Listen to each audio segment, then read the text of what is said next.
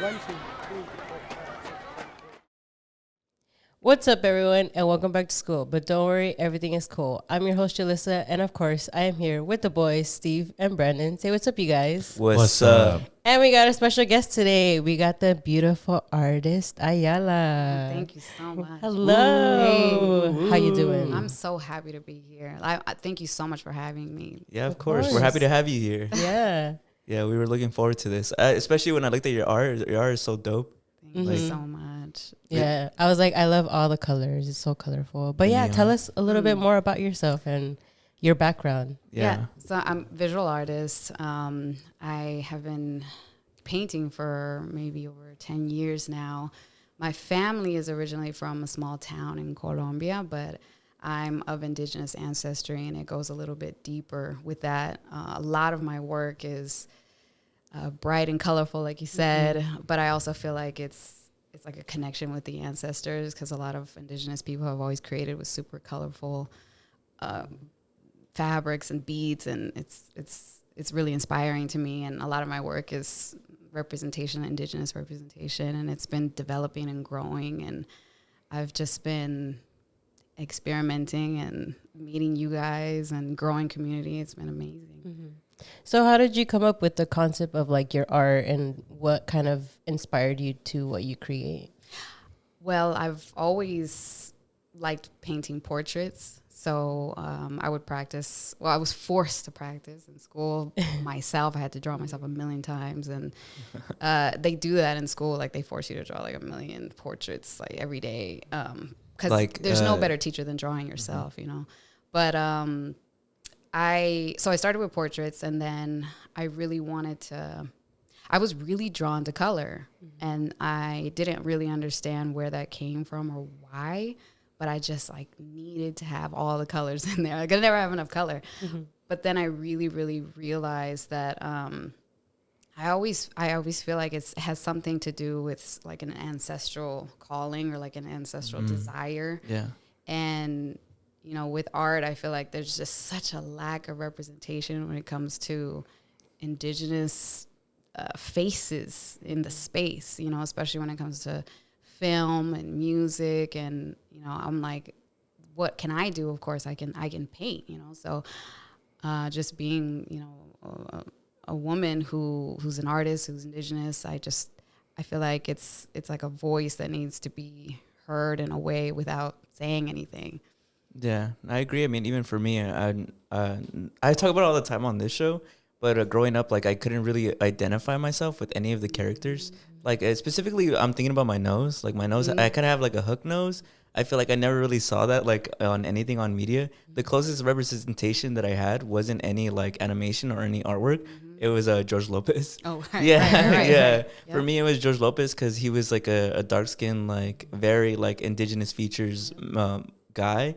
And for me, he was the closest thing that I had to something. But beyond him, I feel like it was just like an empty ocean. Yep. Like, there was nothing I could really feel. Did you ever feel like that? Oh yeah, it's all my whole childhood. And what's funny is that, like, as like stereotypical as it may sound, you know, I feel like that's why Selena was so huge, was because, you know, she really looked like someone who has Indigenous ancestry without us even note or understanding that part of us. It was like we were drawn not only to her beauty and her talent, but also like she looked like us. And it was like, I think she was the artist of the people, you know. And obviously she was like, for me, it was like the staple of someone to look up to when I was younger, because I didn't really see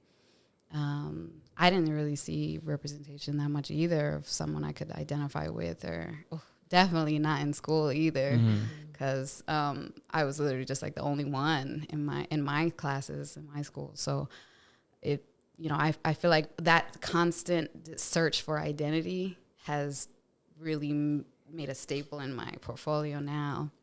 Yeah. Was it intimidating for you to kind of venture into that field, kind of seeing that people like you or with your ancestry weren't, I guess, as prominently portrayed in that field? I wouldn't say intimidating. I would say more so I was more driven by the beauty of it. Like, I just I wanted to make images that were empowering and like heroic and majestic, and paint us in a way that we've never really seen ourselves painted before. There's a few artists that I look up to. Like one of them his name is Kehinde Wiley, and he paints portraits where he uses like old classical paintings, and then he like puts in other portraits of his, I don't know, it could be like anyone off the street or someone that he picks, and it's like really interesting to see this glorification of someone in your community that you identify with. And so I feel like we don't really see that. A lot of our images that was glorified, or artwork or sculptures, was destroyed. So it's like now I feel like I have an opportunity to kind of like make that in today's world in a way. But yeah, I wouldn't say intimidated. It's more so just kind of making I would like to empower younger people to be not so shamed or feel shameful about who they are. Because I feel like culturally there's this weird underlining shame sometimes. Yeah. And I don't know, correct me if I'm wrong. Do you guys feel that way too? Or Yeah, I mean, I see it in colorism too. I think that specifically in the Latino culture, there's like this, sometimes it's subconscious, like negative feelings towards people with darker skin. I can't exactly like sometimes always pinpoint where it comes from, but to me, I do equate that to shame. Like there's some sort of shame to like representing that side and seeing that side is beautiful. Yeah. So I do kind of get what you mean. Julie, what do you think? I feel like the only part that I always see, especially with, I guess, pursuing something within art, is like the downside of like people are like, oh, what are you going to do with your art? Like your art's not going to get you anywhere or money or like financially, right? And that's how I kind of see it in the other way of like within art of like, there's always been that negative downside. And especially like for us, it's, if you hear it from like one side, but to hear from us, like as brown people, we're like, it's an extra negative of like, because for us, we already have a disadvantage. It's like wanting to pursue something in art is already like, you're not gonna, I guess, have that because like a lot of people can't, I guess, connect to it because you would see, or you don't see it too much on like, on like, you know, what's it called? Like just art and just in modern day. Yeah, in mainstream. Yeah. Like you don't see it as much. So it's like, it's hard to kind of start it when you haven't seen it, you know? But it's cool that you do want to get into that because then it's like you are the change, right? You're the change into it. Well, it's funny that you said that because I had quit painting for a long time. Really? Like I went to college for painting, and I dropped out of the painting program because I felt like there was no room for me there, if that makes sense. Like I felt like I couldn't fit in or I couldn't identify with what I was seeing around me. And I'm like, if this is what the fine art world is about, like, no, thank you. So, so I just like, I started doing everything else. I started doing graphic design. I studied animation. You know, it was like, I just thought that it wasn't going to be possible for me. And it was crazy. Now that the way how I feel now is crazy for me to look back and think like, I cannot believe that I really told myself like, I'm not going to be able to do this. And then it just, you know, I feel like when something is meant for you, as much as you try to fight it, like it follows you. And it's like, no matter how much you just like try to like, I don't want to do this, or, you know, try to ignore it, like it'll just like find you. And I just, you know, the way how I found it again was I just missed it and I just started painting again. And I think that, you know, sometimes, you know, people in general, like we're spiritual, like we're emotional beings. And I feel like when you create something as an artist with a lot of passion and a lot of love, like people can feel that, you know. And when I had started making artwork and I missed it and I just went back to it, I started putting it on the internet, I feel like people just like really felt, you know, there was an energy there with colors and the love that I always felt for it. And, you know, one thing led to the next, and I just feel like now that's kind of like my bread and butter is just like that passion, that love for it I think that's the thing that's like super strong. Yeah. But I really like what you said about, you know, the fact that you don't see it a lot. I didn't see a lot of artists, you know, that look like me, that was making the art that I'm making now and making a living. It's, you know, I want to I just did an event recently, a community event where I was painting and like a bunch of little kids were painting and they were just like, yeah. They were like young though, like 4 and like 7 and this little girl, I don't know, I was just like, she was like painting and being like so careful like in the lines and like I was just like, to me it was super inspiring because I was like, damn, like how crazy is it to be 5 and to see someone you know, paint right in front of you, because I had made a painting right there and then like they're able to paint too, like I don't know, I just feel like that's really important for like our younger people, you know, like we need to see it, we need the representation, we need to share that too, you know. I feel like now that the older I get, the more I feel like I want to be able to share a lot of the things that I've learned over time, you know. Yeah, it kind of goes back to what Brandon, you brought up about intimidation, is that like, yeah, I think it's intimidating, but if we never start, then we never can spread. Like, because I think that's one of the things that I think about even for this show. I think about how I like that we're very colorful, very bold. You know, we're making space and we're making ourselves be seen, because I feel like I look back to when I was a kid and I'm like, damn, if I had seen more people like myself, I would have felt even more encouraged. Yeah. So it's cool because I think even you with your art, you're setting this foundation for the future generation to take advantage of that and then continue to just make more and more beautiful art and create a space for people that are just like us. Yeah, exactly. I mean, I think it's good because I think it's good for young people to see that, because I can imagine, I know maybe you don't feel intimidated, but I can imagine people younger being intimidated because it's like, well, people don't look like me. People who look like me don't do this, so maybe I can't make it. But then when they see someone like you or someone like Steve and Julie on this podcast who have darker skin and they see them like boldly taking up space, I can assume it's like, oh, well, then maybe I can do that, you know? So I think it's very inspiring too. Yeah, I feel like, I think that's what happened with me too, where I remember when I was younger and I was like super artsy and like I used to draw a lot. But I think just with like media and just like with family, I think I started getting like that discouraged of like my art isn't going to get me anywhere. So that's why I started thinking like, oh, maybe I could be like a doctor or a vet or something, because that's what like my parents wanted me to be, right? And I remember when I was a lot younger and I would draw, how you said like you were dreaming about like your art, I would actually picture like the drawing on the paper already. Like I could see it and I could see the lines, and basically it was like me just tracing something and just creating it. And then eventually I kind of just like lost it because I stopped drawing, because I got into that mindset and I just got really discouraged in like painting or drawing. I mostly drawed. What was drawing, but now like I do have like my paintings in like in the bottom of like my bed. Aww. And I always look at them and I'm always like, dust them I want to yeah, I'm always like, I should get back into it. And like I feel like well, the thing is that like as I got older I just got busier. Like I started focusing more on school. Like I was more like, I just want to focus on school. I started focusing more on like just personal stuff, and I was like, I kind of got distant from art. And like how he said, like weirdly enough, like it kind of just always comes back, where it's always like there's something always that is like telling me like go back to it. And then like my paintings, my like all my paints and stuff, they're like all under my bed. And I finally took them out. Like I finally moved them.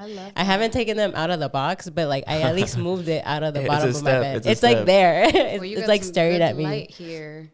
Some good light to work with, but yeah, to say that again for you, like I guess that's like a big inspiration, and it's good to see that you're continuing to do that, and especially the representation that you do, because you do a lot of Indigenous representation, and I saw a lot that you kind of combine with modern art, which is like with La Virgen and all that, and like that's really cool. Like that's really cool to see. And I mean, you brought us a painting, which with the Mona Lisa. Oh yeah, shout out! I'll go ahead and well, before we do that, I just want to tell you, like, you know, with the art stuff, it'll always be there for you whenever you're ready. You know what I mean? And like, I believe when you're younger and you remember that you were compelled to do something, you know, like whether it was drawing or, you know, singing or whatever, writing, you know, like that, I feel like that means something. And sometimes when you follow that, there's nothing bad that can come from that. So when you do, let me know if you got any, you know, paint together. I'll ask for paint together. I'm here for it. My favorite thing to do is like sit in silence and like paint. Like it's a little awkward, but yeah. No, I think there's beauty in the silence. There's patience. It. Yeah. There's like, you know, it's like you're doing something, you know, but you're together and it's like kind of quiet and like, I don't know.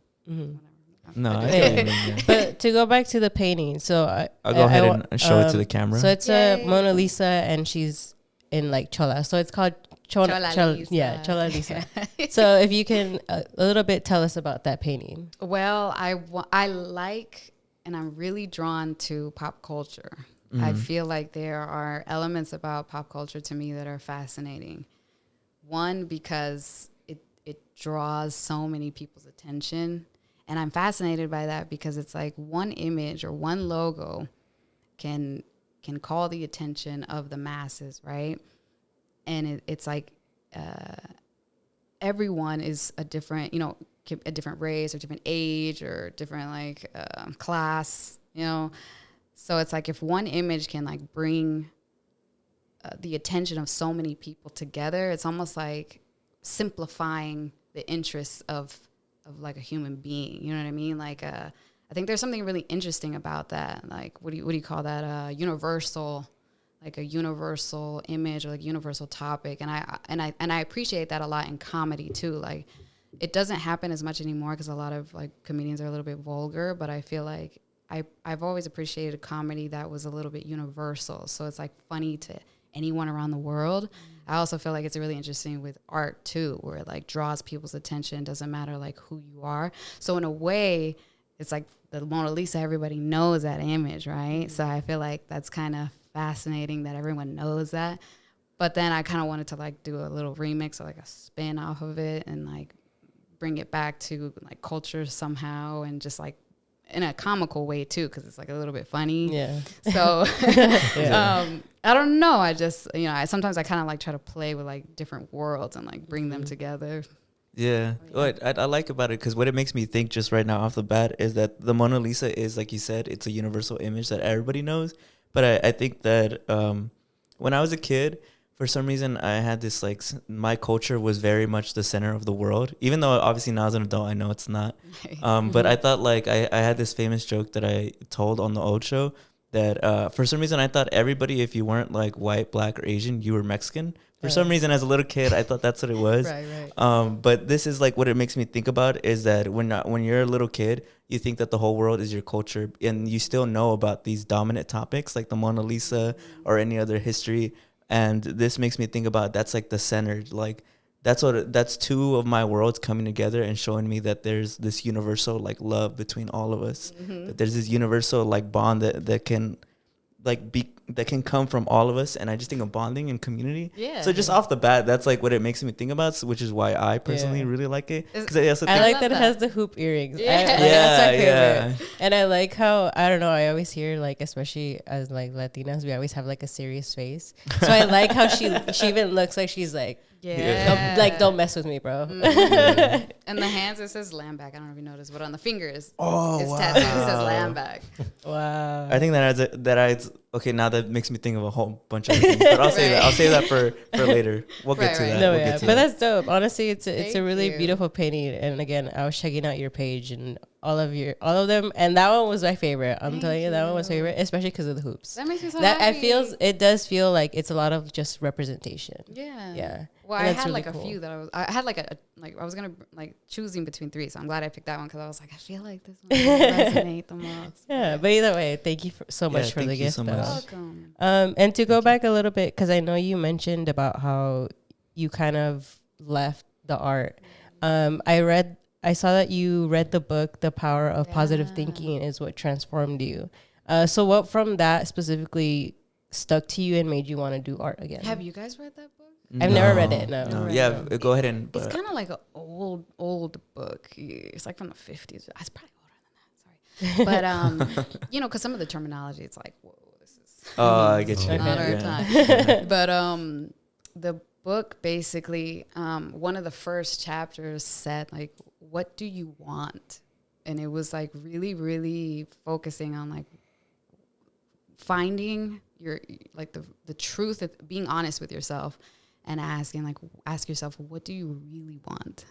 And when that answer is clear, you can kind of start to have a path of where you need to go to make those things a reality. And also just the book is filled with like so much information about like believing in yourself, building self-esteem, but also like kind of like learning how to be whole in yourself, and then also understanding like the wholeness in other people, like just how amazing like human beings are in general. Like we're all just like connected in our own way. We all have our own spiritual paths, and like I don't know, and obviously, you know, it's called the power of positive thinking. So it's like, you know, anything is possible, and really repeating that in your subconscious, that like things really are possible, and you're capable of doing what you want to do in this life, and at any moment you can change and you can flip it around. And at the time, I feel like what was funny is that I had that book for like 4 years, and I never read it. Like I would always see it around, and I'd be like, I'm gonna get to that book one day. I'm gonna get to it one day. And 4 years later, I still had, you know, and then one day I finally was like, I'm gonna read this book, like just read it. So I just sat down and like, I can't even believe like when I started reading it unlocked something in my mind, and I just have never been the same ever since. But it was just like the best thing that's ever happened to me, really. Is it something that you recommend for people to read? Yeah, definitely. It is like an older book, so I apologize for the old terminology, but the ideas, you know, there's a lot of books that have the similar type of ideas, but it's a really powerful book, and it's all. And was another thing to mention about the book is that it's very heavy in Christianity, but I don't feel like I'm a super religious person. I don't feel like I'm lean towards super religious things, and the book is a little bit maybe too religious for the next person, but I do believe in like an overall like positive energy, and that's kind of like how I took it. Is like when I'm talking about like higher energies, I'm just thinking about the overall like positive energy, not so much like a specific thing, if that makes sense. So yeah, just keep that in mind if you do read it. Yeah. Okay, good to know. Yeah. Good to know. I was like, because I was reading it, and I know in a couple of interviews and some things that you did, you always mentioned the book. So I was like, I wonder what it was that really was like, that resonated, that you were like, I need to get back into art. Yeah. It was, I think it just like made it really clear of like, I'm not happy doing this. So what would make me happy, you know? And I've always known that I really enjoyed making art. So it was like, okay, how can I make that happen? You know, and it was just like anyone who reads the book, like, okay, can put those two pieces together. And it's just like, I don't know. I feel like sometimes people just don't give themselves a chance to dig deep sometimes because of society and all the pressures that we face all the time. And it's, you know, a lot harder for some people sometimes, but just like baby steps, you know? Yeah. I think also art is important for everybody, even if like you don't, because some people think about it as terms of a career, and some people just think about it in terms of a hobby.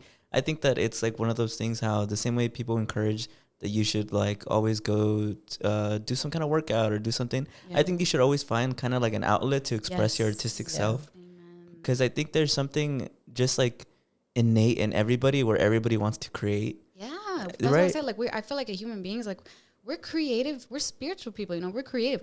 It's incredible how many artists there are in the world. You know what I mean? We all have a gift. That's what I think, you know, like some people's gift is art, some people's gift is music, some people's gift is speaking, you know, or photography. It's just, to me, it's really sad sometimes just how much like we deny our gifts because we haven't been taught to cultivate them from a young age, you know, but I feel like it's like healing your inner child sometimes, right? Like in a way, we're like healing our inner child in this room. Yeah. This is the classroom, inner healing child classroom. Yeah. It really is. Yeah. But you know, it's like it's never too late. Yeah. Yeah. I remember one time I did finger painting. And I was like, that was the best feeling ever. I was like, I'm finally touching the paint with my hands, and I can do whatever without any brushes and stuff. Man, I do that all the time. It's terrible. Yeah. No, it's not. It's fun. It's like, I have paint like all over the place, like all over my clothes. Yeah. It's a nice relaxer for a bit. Yeah, because it's even like it's so subconscious. People don't realize how much their body urges to create. Yes. I mean, because like. Either whether it's like video games, sometimes you're like making your own character, you're like, wow, I'm having so much fun. Or people even like even more seriously, like sometimes they have kids and you create your kid. You raise them the way you want to raise them, and you use that as a creative outlet. Not encouraging people like, oh, just have a kid, you know. That's a beautiful way. Yeah, but I mean, people find every single like small crevice to create something. And when you become aware of that, that's when you feel like you become more happy Yeah. because I think there's just so much like value in the art of like creativity. Yeah, definitely. I mean, I always think painting is beautiful because I feel like it's one of those things like storytelling that is just like, for some reason, just tickles the human part of the brain. Like I was watching this thing the other day about, it was this documentary about cave paintings, and they were talking about the oldest artist ever, and his signature is obviously his hand, right? And they were talking about how advanced it was because this caveman, I guess, understood movement. So he would draw like almost like a, what do you call those things? They show it in Tarzan where it like moves and it looks like a moving thing. Yeah. He would draw like an animal like stacked up on each other to demonstrate movement. And then they were talking about how like even in, I think like the 1400s, a lot of the paintings were like flat because they didn't really understand you could draw something small to achieve perspective. But this caveman understood that. He would draw like animals in the distance and animals like way in the foreground. So I always think that's really fascinating because it's like, whoa, it's just part of the brain, you know? Art's just been with us since the beginning of time.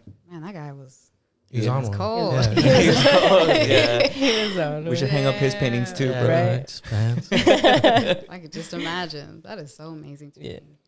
I guess my last question before we give it off to Steve. What would you say has been a challenge from the beginning, and then what would you say is a challenge now because of you have a big following now? So what would you say is a challenge currently? It would definitely be, now I feel like I'm finally aligning my my, what do you call that? Like lately I've been doing and being called to do more community work or work that has a little bit to do with inspiring younger people, and also doing work that's kind of activism a little bit.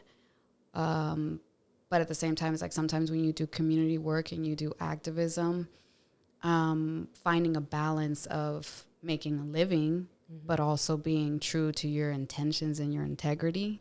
So right now I kind of feel like, okay, how can I make artwork that is true to the things that I think are important and also still make rent at the end of the day. Yeah. So that's kind of like, because before, I feel like I would do, when I would just paint, just for fun when I first started, people were like, oh, can you do this? Can you do a Marilyn Monroe? Can you do a Tupac? Can you do a Selena? Can you do a J-Lo? I'm like, yeah, I could do that. Like, oh, I'd love to. And then after a while, it was just kind of like, okay, I'm doing this because people are asking me to, and I'm having fun and I like it, like all these artists. But then I stopped and I was like, damn, like I do care about so many other topics, and I do care about like Indigenous representation. And I feel like anyone can do a Tupac painting, like anyone can do this and that, but like, what can I do that's more authentic to me, that's really unique in a way? And that's been the challenge of finding what that is. And then the challenge is, just the normal financial part of it. But yeah, it's just put it in the universe for me that it works out. But it seems like you're doing more things that kind of speak to your soul. Yeah, exactly. And sometimes when you do that, it's like a little bit of a rough road. Yeah. But I guess because you're more communicating what you want to do rather than what others want to do, right? Yeah, definitely. And another thing, I don't want to go on like a tangent. No, go ahead. Yeah. But recently, I turned down an offer to do like a Hispanic heritage thing, but it's a little complicated because I feel like I really would like to be identified as and maybe for doing something for Native American Heritage Month, but I feel like a lot of people, when you're born into like Latino culture and you're of Indigenous ancestry, like it's like you don't count in a way for being labeled as Native American because you were born into a cultural world, and I feel like I want to be able to reconnect and decolonize in a way, because obviously by not saying that I'm Indigenous first, or not speaking about that first, I'm sort of denying those my actual ancestry, and it's funny to me how like a lot of people are our people have been colonized, or the history of our colonization has happened for so many years, or so many years ago. People actually think that like Spanish is your roots, but it's like that's not actually our roots. You know what I mean? Like I don't know if I'm not really completely not proud of that. I'm proud of our people's survival. I'm proud of that and how we have survived through this. Culturally together, and I don't know. I feel like that's also been a struggle too, as well. Just that sense of identity of what we always talk about. So I could go on and on about that. Yeah, no, I completely agree. I mean, that's kind of, now that it's my segment, that's kind of what I wanted to dive into a little bit more, because I've noticed that that's something that you very much like represent in your artwork, and you talk about a lot that I've seen in my small research. And that I really enjoy, because I wanted to ask you, did you always know you were of Indigenous ancestry? And if you didn't, when did you make that final like realization? And then how did you proceed after that? Well, I learned when I was maybe in elementary school, I want to say. Oh, wow. Maybe like 5th, 6th grade. Yeah. Obviously, my family didn't celebrate that. And it was more so, I want to say, almost like a shameful thing, or like a reserved thing that I felt from my family, from my mother specifically. And when I learned about, obviously in being in the United States, you see if there's any representation, Native American, it's Native Northern American representation, so like Canada, United States. But I didn't really see a lot of representation of like more southern, like down into Mexico, Central America, South America, learning about like Inca, Aztec, and Maya, like the biggest, tribes or peoples. And when I saw that, it just finally made sense. And it made sense of like why I looked how I looked. And it was like, okay, this makes so much sense now. Like now it's like I had some sort of something I could cling to but I didn't have anything really, you know what I mean? Yeah. And nobody could really talk to me about it. But it also has to do a lot with like where my family's from. Like my family's from southern Colombia, which is like borderline Ecuador, Colombia. And the place is called Nariño, and the town is called Ipiales. But a lot of people that are from that area, there's like a stereotype that they say that like people from that area are dumb. But really that it derives from like a racist, kind of like a colonist mindset, because a lot of people that are from that area are of Indigenous ancestry. So for this to be like a thing that like stuck, it's just really interesting to me that people don't even put two and two together sometimes, and I know that a lot of my actual Indigenous ancestry comes more so from like I was gonna say Mexico, not from Mexico, from Ecuador, and I say like the Andean diaspora. But our people were, it's been years and years that we've been colonized, so like 1500s. You know what I mean? So it's like for a lot of us, it's been completely lost. But it started me doing research when I was like in maybe elementary school. Wow, like 5th grade. Yeah. Well, you learned a lot earlier than I did. For me, my I call it awakening was in high school, but I did have the little hints growing up. I've talked about how, for me, the biggest realization that I had was, I remember I was in middle school and somebody told me that Mexicans aren't a race. And to me, it was like the most mind-blowing thing ever, because I was like, wait, what? Like, what do you mean? Like, we're not a race? Like, it's like, no, like, it's a country. Like, that's where like your parents are from.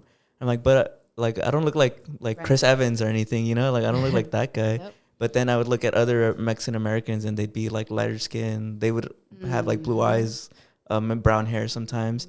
I had friends who had like green eyes, and I'd be like, why do I look so different then? Like, what is it? And then I just kind of put it like a brush to the side, whatever, just kept going on with my life. And then it wasn't until in high school when I started learning about like Indigenous ancestry, and obviously you learn about the history of the New World and the Old World and Spaniards coming. And I realized like, holy shit, like I'm an Indigenous ancestry, like that's where my parents come from. And then talking to my parents about it, and then my dad reaffirming these and being like, yeah, like my grandpa used to speak a different language. He spoke Nahuatl. He spoke a completely like dialect, and how he knows some of it. And I was like, wow, like I had no idea like at all. And for me, from that point on, and this is the question I want to pose to you, did you then, when you made that awakening, did you feel alienated by Latino culture a little bit?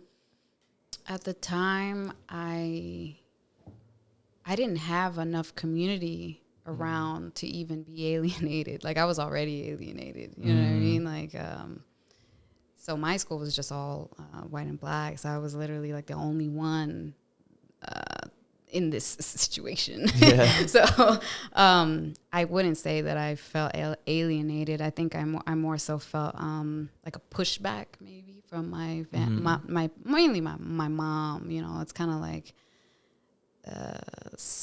maybe kind of like making her like unlearn a lot of the things that she has made herself to believe or say, or I'm not really sure, but I feel like that maybe now in the conversations that we're having now like this, there may be a little bit of a pushback, but there's a cultural shift happening. And I think that little by little we will see, you know, like where we identify with, you know, it gets a little bit more deeper and like complicated. But I think in general, this is such a good conversation to have for us, because for years we've never really talked about this, because we've always been under the umbrella of Latino. So it's like to be able to finally not dismantle that, but just like break down the layers of what it means for us, because, you know, we have, I feel like we have like a really big ancestral connection or calling sometimes. And, you know, like your spirit can feel when you just don't like click with something, you don't identify with something, or when you just like need something for your spiritual side, for your soul, you know? Yeah. And I like what you said too about survival, because I felt like some of the things that I see in Latino culture are a blend of like indigenous practices that were able to survive and then just be implemented into like our culture. I mean, one of the things that I saw in your paintings was like La Virgen, like the Virgin Mary. You made the blend between that and Tonatzin. Tonatzin. Yeah, there you go. I'm always like, I always butcher the name, so I always get hesitant about saying it. But that's one of the things that I think is beautiful too about your artwork, is that you kind of show that that's always been there. As far as people don't know, like the hints and the survival of our culture is still in there. It's just implemented. I mean, you talked about Spanish, and my perspective has changed so much over the past couple of years, because I felt the same way. I felt that I hate that people shame people for not knowing Spanish, because they think that's like a roots thing, like that they think that's what we spoke. That's silly. Yeah, and especially because like my family literally spoke a different dialect, so it's like it's not. I see it as far back as just looking at grandma, grandpa. Both like colonizer languages, like Spanish and English, right?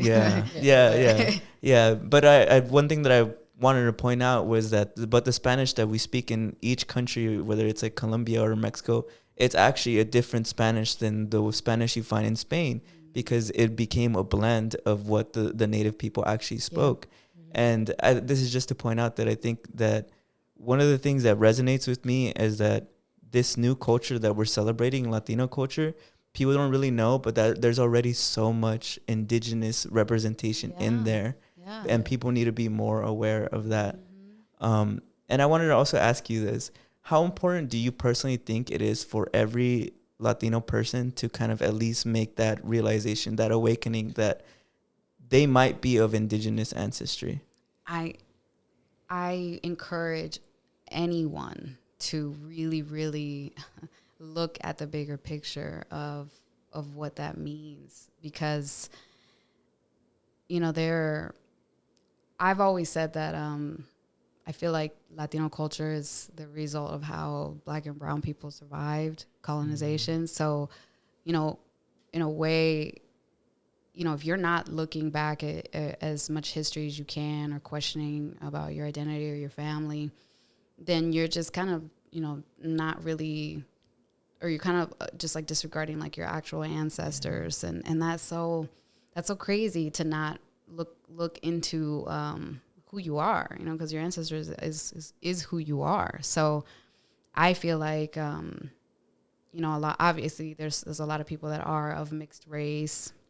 There's a lot of people who aren't, though. And a lot of us have really, really heavy indigenous ancestry. And if that's the case, then, you know, then it's a different conversation, you know, for us. And I challenge everyone to look into that, because it's only a good thing, you know, to look into to diving into your identity and who you are, and you never know what you might discover or what you might be inspired by, or the things that your family may know and they kept it secret out of not only just shame, but just for that same survival mentality, and or I don't know. I'm not really sure. I just know that when I stuck with it, it really made me feel more whole and peaceful instead of trying to fight something or trying to like fit in somewhere, because I feel like forever I always tried to fit in, or I was always like submersed in a culture that wasn't really something that I completely identified with. So, being able to put all the little pieces together and understand why I am the way I am, it's a peace of mind, really. Yeah. And I think that a lot of us might have a little bit of that confusion, and it's really fun too, in a way. It's like, obviously our history's sad, but it's also fun to know like where you come from, and maybe you can make a pilgrimage back to where your roots are and see what comes of it, Yeah, because it's honestly a beautiful sentiment, because like you said, like when you ignore it, to be like so educated, to be so aware of like the hundreds of years of just terror that was done on our communities, and then to think that like I'm not going to look back on it to see where I fit into the story. I think you're doing a big disservice to your ancestors, because you're just perpetuating that colonial terror still to this day. But then it becomes fun, because then when you become aware and you try your best to reconnect in the most respectful, beautiful way that you can, I think you make that and those ancestors happy and proud, because now you continue the story instead of ending it. Because that's what that's what like the colonial terror was. It's to end that lineage. Yeah. But when you awaken that, then you continue the story. You either make beautiful art, or you maybe just talk to people like on the podcast, or anything else. You could be an actor, any other art form. You don't even need to do this. Taking space. Yeah. And I think that's what's really beautiful. But moving on a little bit, I wanted to get into, you've slightly mentioned it, but I read this about you. You said that your family was a little bit religious, right? Yes, like that your mother. Religious. Oh my God. How did that affect you and you're trying to reconnect with your like indigenous ancestry? Because those are very like opposing ideologies. Well, no, y'all don't even know. My mom's like so religious. If you walk into our house, there's like pictures of Jesus and Virgin Mary everywhere, like literally everywhere. There's like not one space on the wall where there's not a crucifix, But it's been challenging.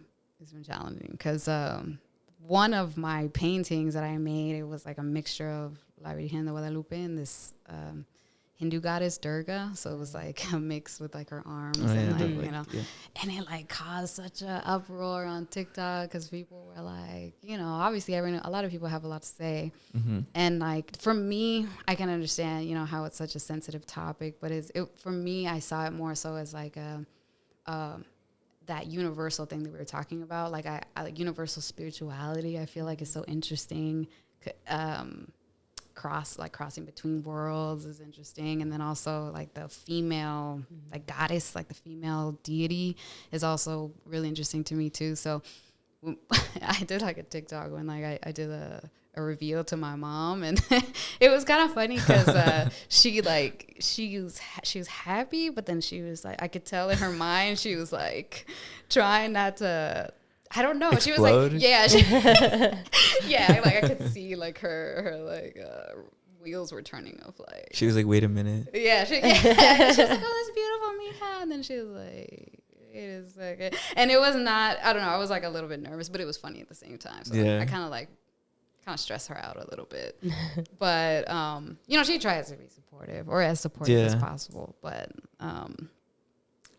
I some things I don't show her. Not that I'm doing anything bad, but I don't know. There's just some things she's still not there yet. And like my mom would be like a classic, like super, that brainwashed mentality kind of, and it's kind of sad that there's so many. I feel like there's so much culturally. There's so much closed-minded people that won't accept hearing anything else outside of what they believe and know. And sometimes I feel like that's like doing doing a disservice too by not even listening to, I don't know, stories of other people's beliefs or religions and things like that. So, yeah, but just going back to your question, yeah, it's been a little bit of a challenge. It's been a challenge, yeah. I Yeah. imagine, yeah. Yeah. Because I mean, yeah, well, I won't get into it too much because that's like a whole other segment itself about like religion and indigenous ancestry. Because I mean, just like a lot of Latinos are like Catholic, you know. Well, yeah. I mean, he already asked the question. I wanted to ask it, but I find that painting of yours really moving because the one where you blend La Virgen with what's with the it's the the Hindu indigenous goddess. The Tonantzin. Yeah, I'm sorry, I can't never Okay. pronounce the name. But I always find images like that very moving because we went to Catholic school, and I feel like Yeah. that's a very it's a very loaded subject Yeah, because it I feel is. like people of the Latino culture are very spiritual, you know, and it's like, I don't know, it's just a hard thing to wrestle with, I think. Mhm. And I remember I was at this museum a couple weeks ago, the Gene Autry Museum in Griffith Park, and they have this beautiful painting of it's Jesus on the cross, but the cross is like, it's made of like Aztec gold, and then at the bottom you have a bunch of like different Aztec peoples and the Mayans and all the people who were affected by the Christian the Christianity being imposed on them, and so they're kind of indifferent to Christ behind them. So I think paintings like that are like really moving because it's like it demonstrates, you know, like an interesting aspect of the culture that I think a lot of people struggle with. Maybe struggles a tough word, but I think it's something that is a bit loaded that I think a lot of people don't know how to navigate either, you know? Yeah, I feel like what I always go back to is that I feel like every religion has some truth to it. You know, there's something anointed about the name Jesus, and there's something powerful and like an energy of all this energy, like this positive energy. There you know when you're in the presence of negative energy, right? And you know that when you're in the presence of positive energy. And I feel like as long as those intentions, you know, like being a good person or those things are something that you walk with in life, then I don't feel like it has to be so strict, you know, with what you believe in. But I do know that it's like a little touchy, you know, like it's a little sensitive subject, and it kind of makes me laugh a little bit because I like to mess with it a little bit, like poke at it. But yeah, you know, I understand and I respect that, you know, because I come from a super religious family. Like I grew up going to church like 7 days a week, on the weekends, you know, like I grew up like that. So I completely understand. But I also understand, you know, that there is a level of reverence and respect, you know, that any people should have in general, you know, like about everything, you know, just carrying yourself as a human being, you know. Good and bad is, you know, but I don't think it has to be so strict the way how I think a little bit it just can be so strict sometimes with religion. I feel like it always makes you think of how there's a lot of also negative within religion, and then once you bring it up, it's kind of like they start being negative, like how your artwork, right? Like you were like trying to have a positive representation, right. But they took it negatively. And I think to me that kind of sometimes makes me mad a little bit, where I'm like, it sours. Yeah, because it's like you guys praise of like being good people and like being like being like loving and accepting.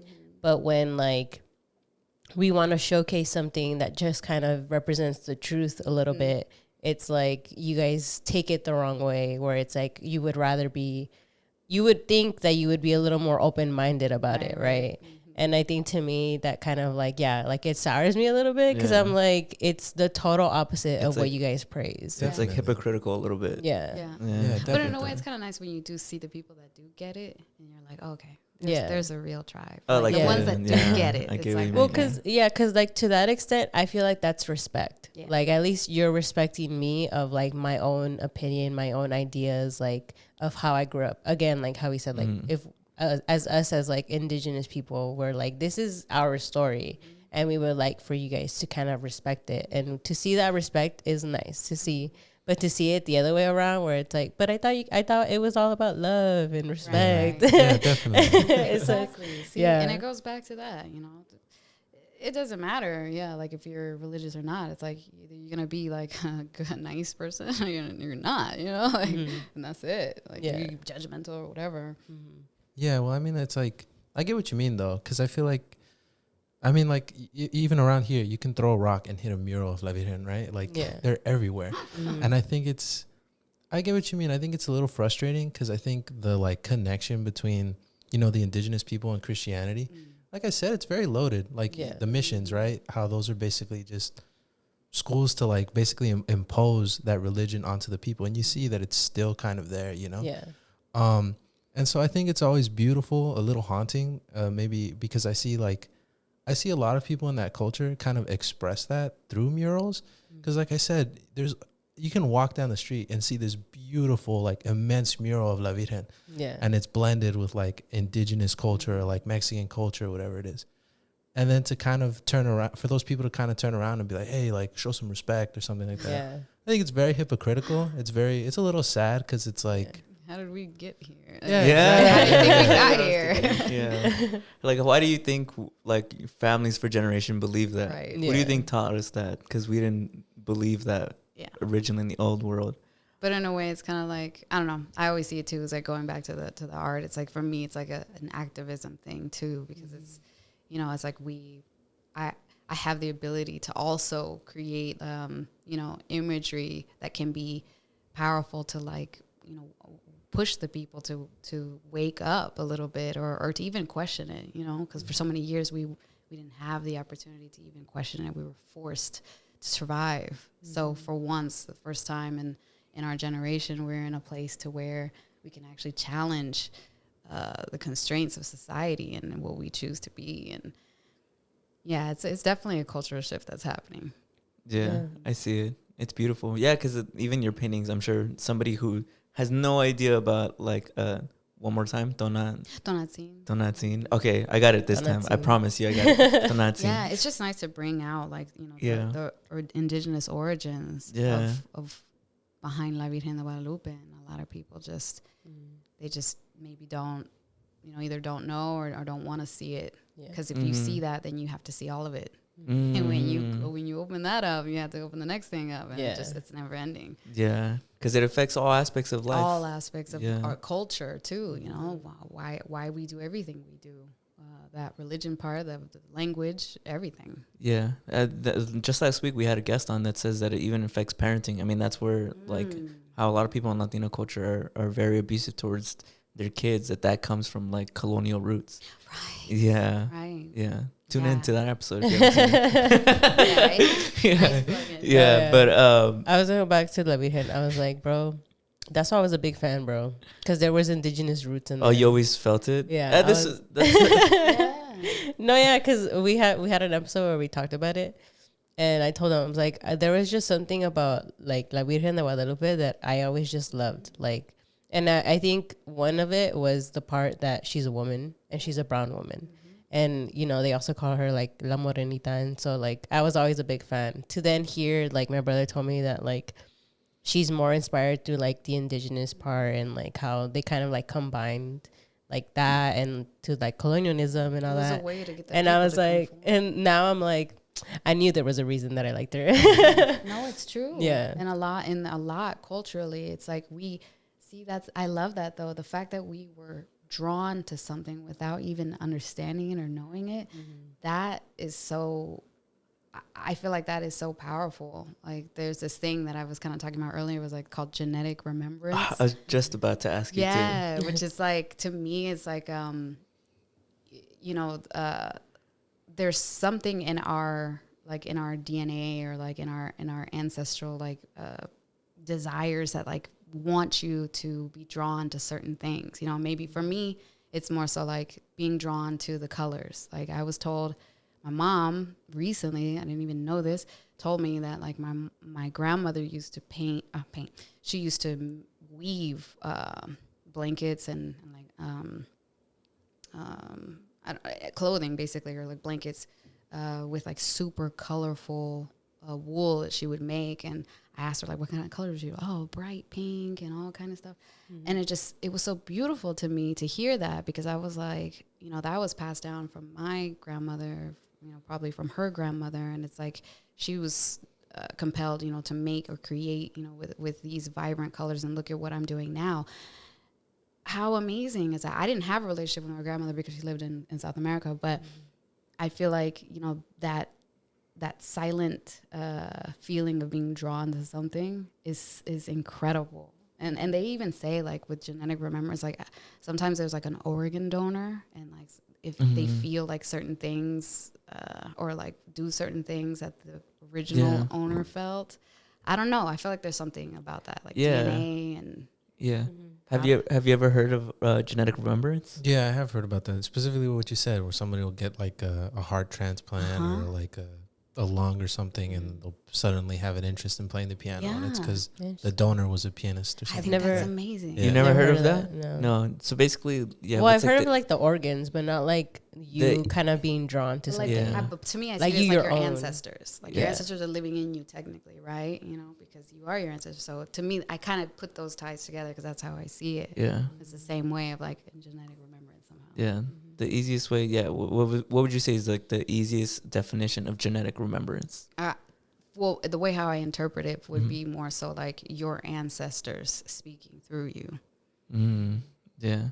So it could be true. I mean, you said you were drawn to La Virgen. Yeah. So, I'm wearing her right now. Yeah. When you messaged me that too, I looked into it and I was like, yeah, it's really, it's interesting. Yeah, it's really fascinating. Yeah.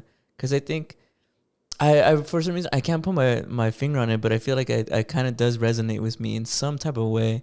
For me, it's our ability, me and my sister's ability to speak, like with how we both are very eloquent speakers. Yes. I felt as though my mom and my dad are very eloquently spoken. They like cut speeches at the dinner table. Like they're always really good at speaking. They're always talking and telling stories. Yeah, and then my great grandpa, same way. Like when I was a kid, he was in his 90s, and he would tell like these long stories about how like when my dad was a kid. And I felt like that's something that I personally feel like resonates with me in genetic remembrance, is that I guess like our family comes from a long lineage of storytellers. And I think that's where I feel like it resonates with me a lot. Yeah. And it's funny how you see that resemblance in your family members. Yeah. And of course, I'm sure it comes back like from back generations and generations of storytellers, or what do they call that? Yeah, the gift of tongues, right? When you speak, that's a gift right there in itself. Yeah. But my last question before I move it on to Brandon, I just wanted to ask you, from all your art, what do you feel like has been the one that you had the deepest connection to, and why? It would be the one called Sacred Cura. It turned out to be kind of like a self-portrait. I didn't really mean for it to, but I needed a reference photo, because I had these two colors that, if you see it, it's like double color on both sides of the face, and I couldn't find one. So my sister, I had a photo that my sister took, and so I used that as a reference. And as I was creating it, they were just elements that just started to come out. Like there's like a little bit of Inca influence of the design in the background, and for me, it's kind of like tipping my hat, to like my ancestral lineage. And then also there's sage, and it's kind of like the limpieza, I think you guys call it that. But we also do that too. Sorry, Native peoples of South America. And so I called it Sacred Cura because in a way it's like, through this art and through the symbolism of it, I am very big on like generational healing. And I've been on this whole journey of trying to like figure out what that means for my sisters and I, because I have 4 sisters, and we always talk about stuff like this all the time. But making that painting was very symbolic of generational healing, and not just for me, but just for as a community. What that means for our generation is healing in a way of by reclaiming our identity and reconnecting to our ancestors. And I just feel like that was probably one of my most powerful one. I feel very strong about a lot of them, but I feel like that one really resonated with me the most. Wow, that's beautiful. Thank you. Wow, yeah. I wish I could see it. Like, how would you describe it? Yeah, I don't know if I can pull it up, but it is, it's like just full front and center, Yeah. and holding the sage, and the smoke is going, and then it's like a halo. Like the red, the background's red, the halo's gold, and the face has like kind of like more two-tone colors on the face. Oh wow. Yeah. Yeah, I'll check it out after the show. Yeah, I'll show you. Well, I guess it's my turn. One of the questions I wanted to ask you is because I think one of the things that I always find fascinating and a bit of a privilege that I think is, when people who are in the art world, not just painting, but like writing or, movies or whatever it is, when they dive into subjects of like indigenous cultures or cultures in general, because I think it allows you a space to be able to reconnect, maybe you get into diving into, studying this painter, or studying, the techniques that, your peoples once used. And I was wondering, do you have any experiences with that or interesting experiences along those lines of studying or reconnecting with your culture in that way? Yeah, more so like I've been really drawn to like the beading, indigenous beading, especially from Ecuador, and I feel like it's becoming a little bit like a popular, like more of like a trend now. But I feel like I was drawn to doing that as a little girl, which is funny to me because to me that's also like a genetic remembrance thing where like I felt compelled to like make jewelry out of these beads and beadwork.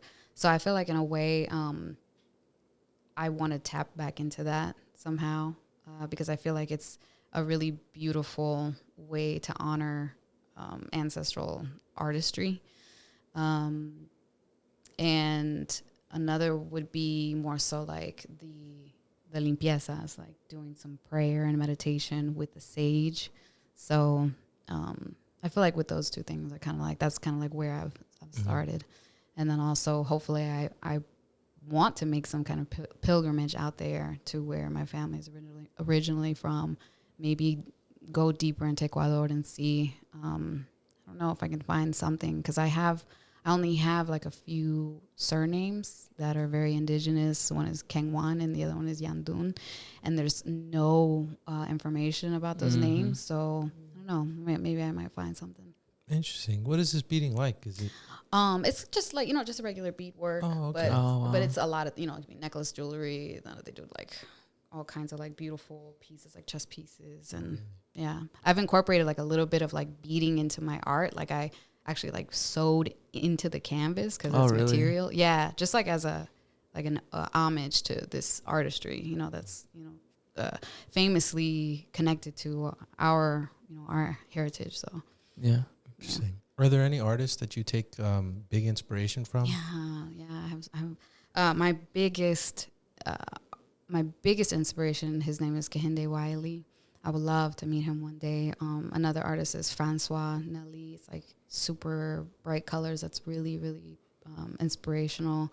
And like a super old artist named John Singer Sargent, who like I don't know if you see his painting, it's like. You ever see those paintings that like look super detailed and then you go up close and it's just like one stroke or it's just like one color, but it's like so precise that like it's perfect, like I think that's fascinating to me when it's just like one perfect stroke, but it's like kind of sloppy at the same time. I feel like a lot of his work looks like that, where it's like you look up close and it's like how did they do that? But I'm inspired by that. Yeah. Are any of these painters of indigenous descent as well? Do you have any artists that you kind of look to that are of indigenous descent? No, I can't say that I know of any, and if you guys know of any, I don't. You. Yeah. Yeah. I guess today it's one. Have to be me. What? Yeah. But I mean, I'd love to find more, yeah. and I'm sure that I will find us. Yeah. I feel like we've slowly been connecting, building community in that type of way. But I think that in a way that I would love to have more of a platform so that we can come out, we have to be seen somehow, Yeah, hopefully this is doing something that's helping. Yeah, definitely. Yeah. I mean, like even going to the museum that I went to, because I've always been interested in that, what the paintings or what the artwork of the indigenous peoples look like. In this museum, it was mostly American indigenous people. And there's not really a lot. Like there's not. I mean, I'm sure there is, but it seems like it's something that's hard to come by. Right. But a lot of what I saw was like what you mentioned was beading and or like baskets. What they had this really interesting piece of, it was this basket that was supposed to represent like the Milky Way. And it was so intricately detailed. I don't even know how they did it. And then you mentioned earlier, you talked about how, was it your grandmother who weaved? She used to weave like blankets, and we call it like ruanas, which is like your guys' panchos. Panchos? Is that Oh, what like it's called? Like the blanket. Yeah, like the sarapes. Is that what Is they call it? y'all call it? Yeah. Sarapes? Or We the call it panchos? ruanas, but it's kind of like a pancho, right? Oh, yeah. Yeah, I But think my so. grandmother used to make that in blankets and stuff. But she would weave on the loom, like the big wooden one, where they like, Oh, you know that? yeah. Yeah. I know. Yeah. Well, yeah, I think that's interesting because even in this museum, they were talking about how a lot of the indigenous people, like these blankets were really sacred because they would slowly over years create like a story on them. Oh man. And it takes like, you have to like be in the know to know what it's saying, you know, but I think that's really fascinating because I guess for me, when I think of art or I think of like, I want to project like a painting, like, you know, like, oh, they did this, but it's interesting to see how they engage with art in I guess an unorthodox kind of way, because I wouldn't suspect like, oh, this blanket's the piece, you know, or this basket's the piece. So I find that really interesting, you know. Yeah, it reminds me of for me, like the way I like to continue like the legacy is tattoos and piercings, because I know that's like a big indigenous practice. So I've always been very pro tattoo, very pro piercings, especially because there's a little bit of a stigma for like men to do it. I've always been like, well, specifically piercings, like how I have my nose piercing. I've gotten like some backlash sometimes from some of the older generations in our community that are like, what, like a guy with like a nose piercing, like what do you think you are? And I'm like, what do you mean? Like if you look at all the old sculptures, you see them, they have even bigger piercings than I do. Like yours. Thank you. you. Yeah, I like yours too, Julian. I want to do that too. Yeah, the septum, right? Yeah. I was very hesitant about it because I was like, well, one, because you hear like growing up, especially for tattoos and like piercings, that like, oh, like your workplace won't be like accepting of them or whatever. And I had talked about this before where I was like, I was scared of getting the septum because I would think that like people, that's the first thing that people would notice and judge me upon, or they'd be like, oh, like, I don't know. I feel like there's just such a bad stigma to it that I felt like people were already going to judge me. And I feel like, I don't know, I feel like I'm a good worker and like I'm very reliable in like my workplaces. And I feel like to judge me on something like this is just like really wrong. And then I remember I said, I was like, I also feel like it's a little like, I don't know, racist, because I'm like, it's part of my indigenous culture. Like this is part of me. And like you giving me, I guess that backlash is kind of like, well, you're very, I don't know, you're very like hating on it. When Like, you look a certain way. yeah. Yeah, it's like like I said, it's like a colonial mindset.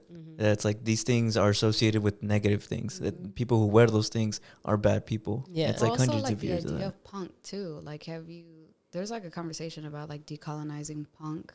Like when they would wear like the mohawks and stuff. That's more like an indigenous. It started more so with indigenous culture, and then it kind of like transformed to like this punk rock thing. So it's like there's a conversation about decolonizing punk too, and like piercings and all that stuff. Yeah.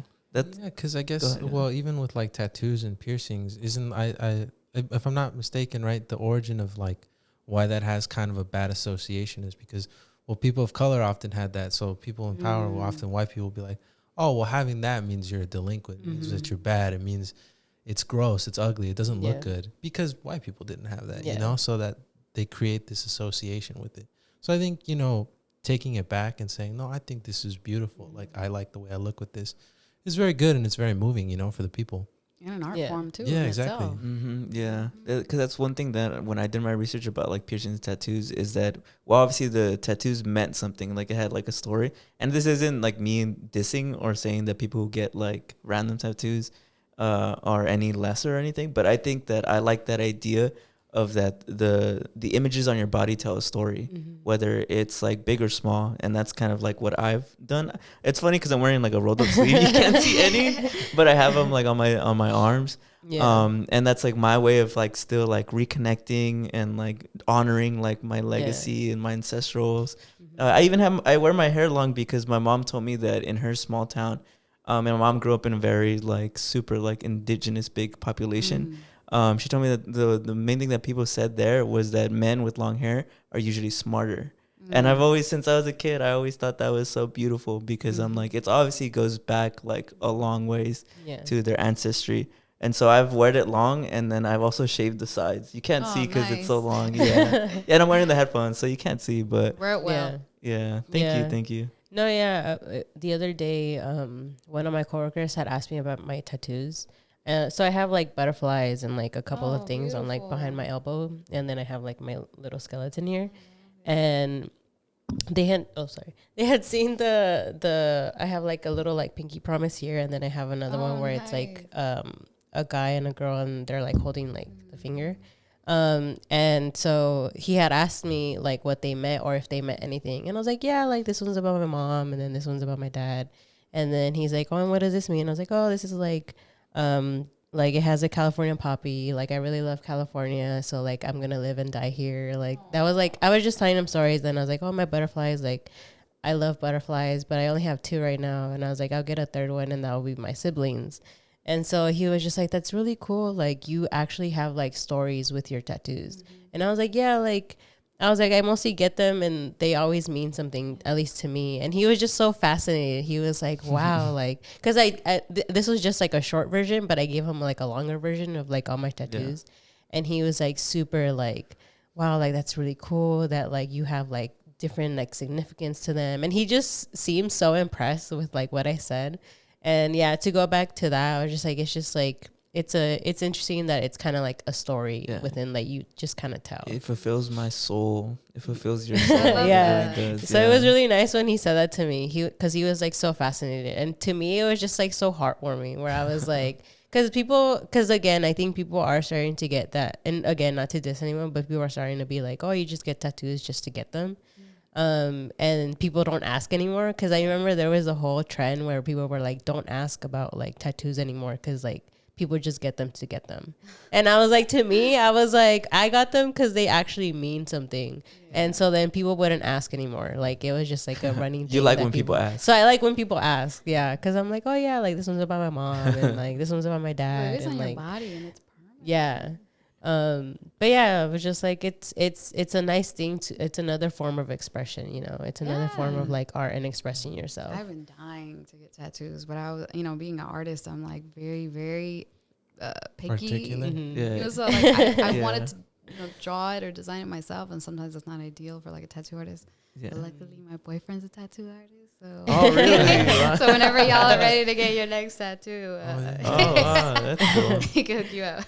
But yeah. I read something interesting too. You guys have known each other for a long time, right? Since like you guys were kids, right? Yeah, like when we were 15, I actually started my art journey airbrushing. Like the old school, like shoes and T-shirts. Oh wow, really? Yeah. So that used to be like my bread and butter when I was like 15, 16. Like after high school, I would go and just like paint at the mall, and that's how we met. So we've known each other for a long time, but just through the art and just as friends. And then somehow life full circle.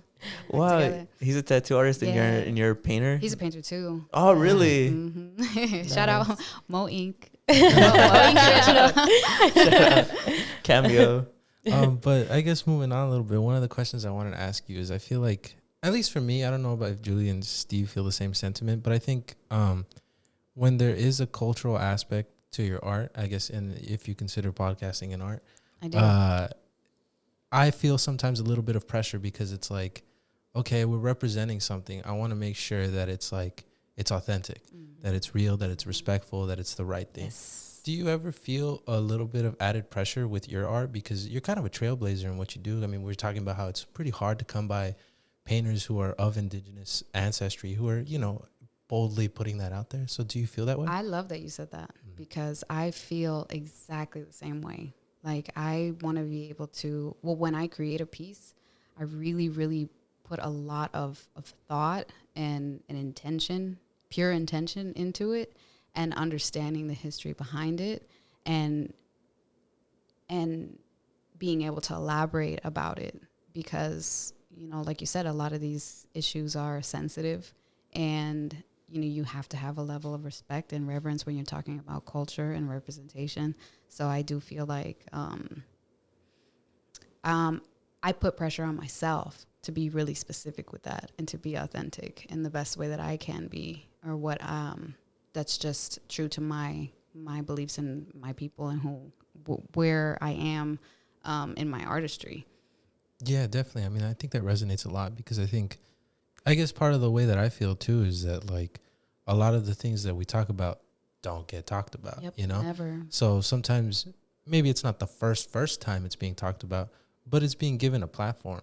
Yeah. So there's that added like fear of like, oh man, what if I don't get this right?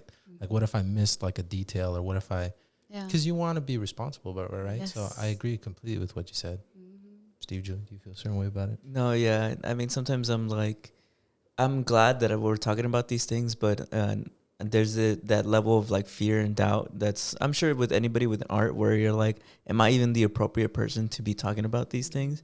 So it's kind of cool because it relates to what you said at the beginning of this podcast, where, yeah, there's a part of it that's intimidating, but there's a part of it that kind of gives me like a chip on my shoulder, because it's like, because we're so underrepresented, I feel like I got to go even harder, and I got to make sure that I'm like doing my best to make sure that I represent the underrepresented, you know, the voice of the voiceless, basically, right? I try to do my exact best to like, just like make sure people know that I see you, the people who have been unseen. And I felt seen when I saw you guys. Like when I saw the conversations that you all were having in this room, I really felt seen. And I'm so happy to be here and to talk to you guys because, you know, for once I feel like I can actually be in a room and have a conversation with people that really truly understand where I'm coming from and can add to the conversation without having to educate at the same time, you know. So I think that's, you know, I commend you guys for what you're doing, because this is incredible, and being able to, you know, put the voices together and make it like a mighty fist is.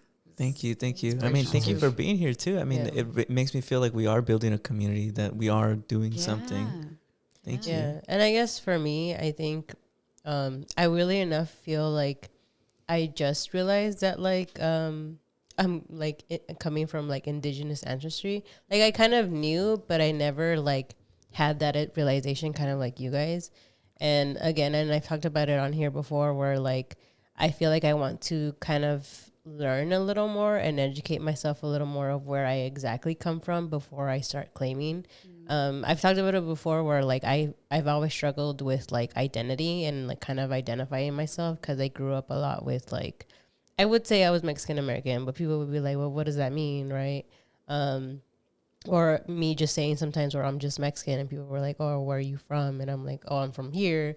And there was just always confusion, and I feel like I'm still living in kind of that confusion.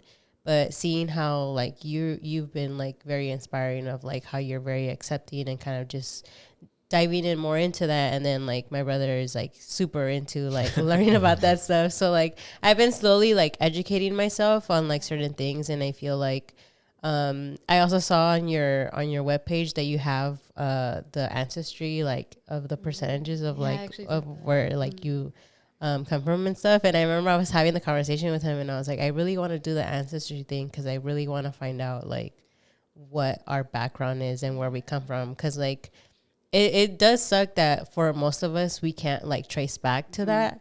And I think that's like the biggest thing for me, where I'm like I can't see that, and like because we're also far away from there. Like like I used to go back, and like and right now I'm remembering all the times where I slowly reconnected to it. Like I always think about embroidering.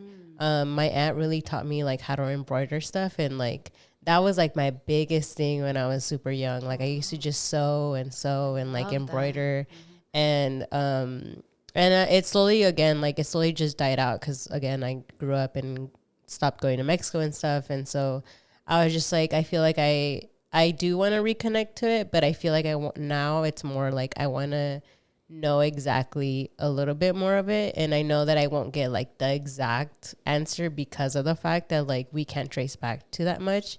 But I feel like I do want to continue to do that, because I do want to have that representation for other people. The same way how I said, like, I didn't have it. And I feel like not mad that I didn't have it. It's just the way things were.